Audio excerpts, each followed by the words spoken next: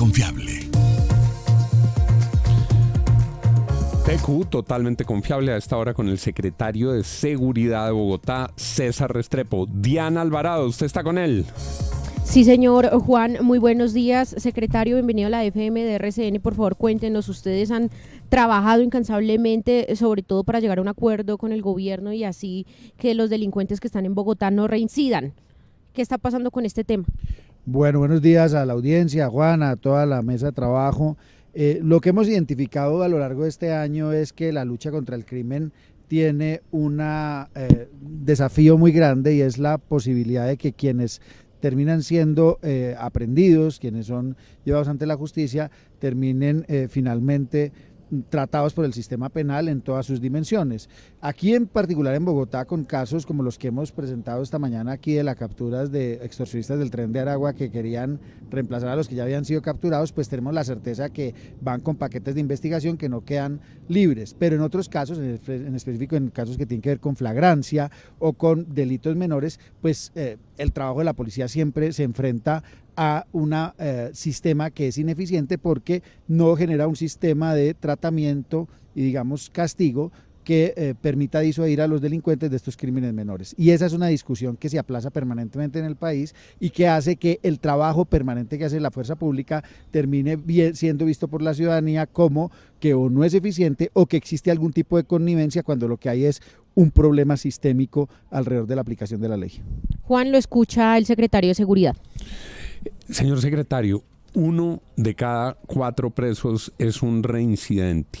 El gobierno acaba de presentar un proyecto de reforma que tiene unos temas carcelarios.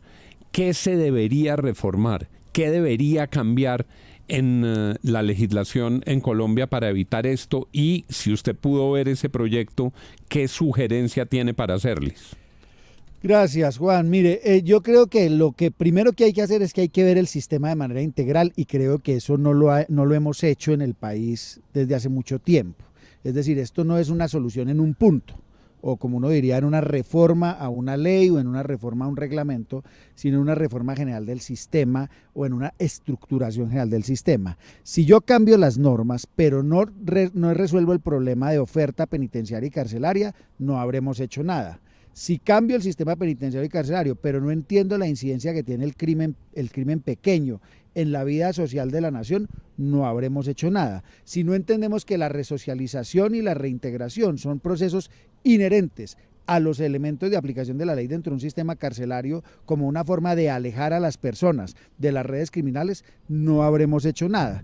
Es decir, esto requiere un análisis sistémico, y este no es un problema de artículos, este es un problema de entender cómo la falta de comprensión de una parte de la ciudadanía alrededor de el respeto por la ley, el respeto por los derechos de los ciudadanos, de los conciudadanos, y adicionalmente la construcción de una sociedad más legal son importantes. Y aquí algo adicional, Juan, que yo creo que hay que tener en cuenta, es que la articulación entre los procesos de judicialización y de aplicación de la ley son muy importantes. A veces piensa uno, ni siquiera en los crímenes pequeños, sino en crímenes grandes, que de facto ante la falta de capacidades de investigación, de facto ante la falta de capacidades de llegar a un final, a una investigación, el Estado termina renunciando a la aplicación de la ley, y eso es lo que tiene que cambiar. Sí, secretario, pero ese debate es eterno, porque ustedes siempre dicen, no, es que los delincuentes son reincidentes, es que hacemos toda una labor para capturarlos y de repente los jueces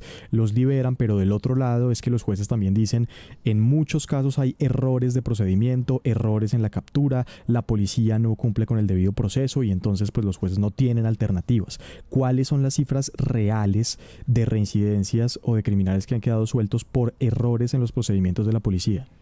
No, yo le quiero decir que eso es una vez más volver sobre pedazos del proceso, y ahí es donde empieza el error. Yo le voy a contar, por ejemplo, de cifras que yo tengo en el caso del sistema carcelario de la ciudad, el que depende de la ciudad de Bogotá, del gobierno de la ciudad.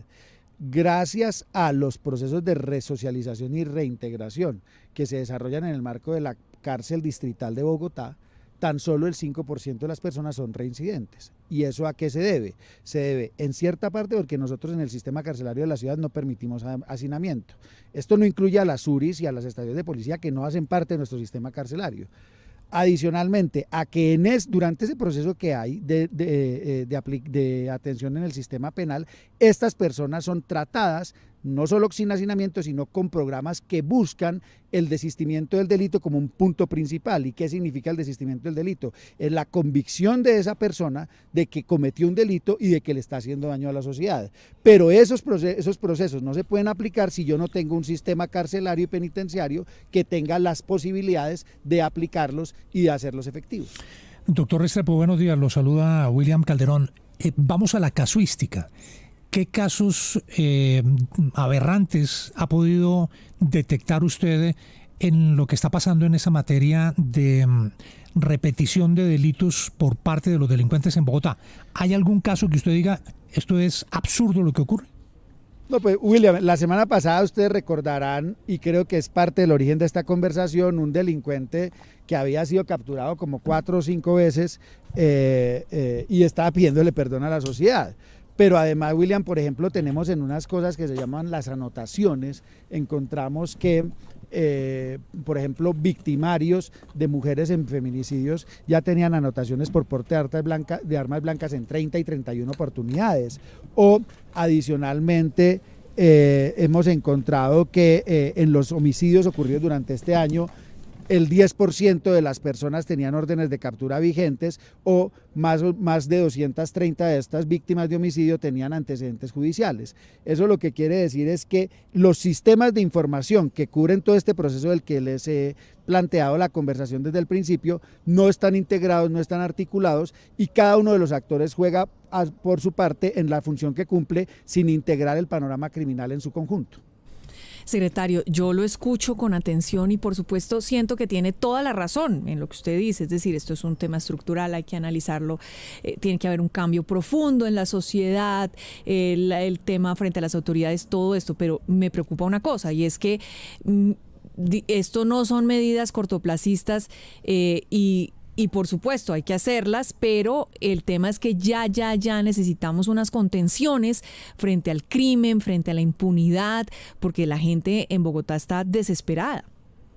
Sí, efectivamente, esa es la línea en la que estamos trabajando y por eso les comentaba que cuando nosotros hacemos estos anuncios de cabecillas y de líderes de crimen, estas anuncios se hacen con base en que ya tienen procesos de investigación que no pueden resultar liberados y quedan en las manos de la Fiscalía y en las manos de los jueces que realmente sobre ellos no tenemos incidencia. Entonces nosotros tenemos el trabajo y efectivamente la Policía Metropolitana y el CTI de hacer la construcción de los casos, la investigación, las capturas y ponerlo a disposición de la ley.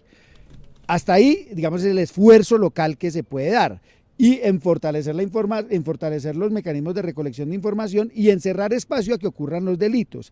Esto último es lo más difícil porque así como el cambio estructural toma tiempo, el cambio de las condiciones de la ciudad y de las condiciones sociales respecto a la violencia del crimen también cambian. Pero mientras tanto hay que seguir buscando el crimen, capturándolo y judicializándolo y digamos, en la coordinación interinstitucional, tratar de que todos los actores cumplamos con lo que nos toca en el pedacito de disminuir la criminalidad, de disminuir la violencia y de darle más seguridad a los ciudadanos. 714, es el secretario de Seguridad de Bogotá, César Restrepo. 714, aquí en la FM de RCN.